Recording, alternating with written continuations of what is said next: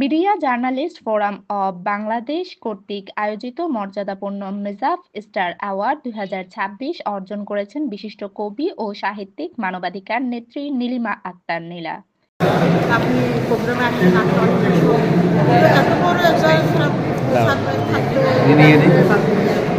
তো আমি অনেক খুশি, নিজেকে অনেক ধন্যবাদ।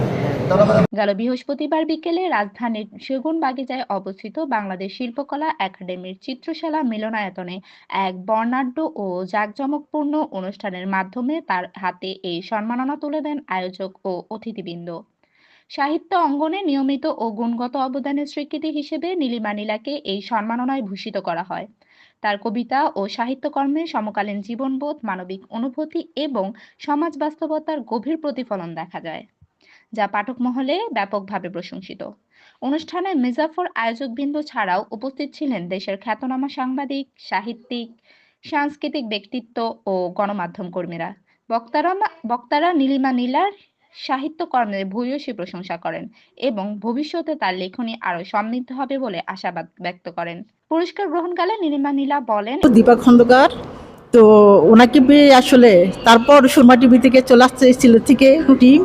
আসলে কি বলবো, এটা আসলে আমার জন্য বিশাল বড় পাওয়া। এতটা পাওয়ার যোগ্য আমি কিনা, কখনো হব কিনা আমি জানি না। আসলে এতটা আমি সুরমা টিভিকে বলবো, সুরমা টিভির হাই বাই, আপনি শুনে থাকেন। আমি জানি না আসলে আপনার মতো ভালো মানুষ হয় কিনা, এতটা ভালো কেন আপনি ভাইয়া, আমি আসলেও জানি না। আমাদের বাংলাদেশে সুরমা টিভির টিমকে পাঠিয়ে দিয়েছেন, এটা কত বড় বিশাল। তাও আবার সিলেট থেকে বুরুচি বাসছে হাবিবুর রহমান ভাই। তোমাদেরকে কি বলবো আমি জানি না। আল্লাহর মানে আমার শুধু দোয়া থাকবে তোমাদের জন্য, আমি তো আর কিছু করতে পারবো না।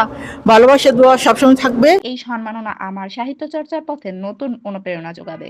যারা আমার লেখাকে ভালোবেসেছেন এবং পাশে থেকেছেন তাদের প্রতি আমি কৃতজ্ঞ।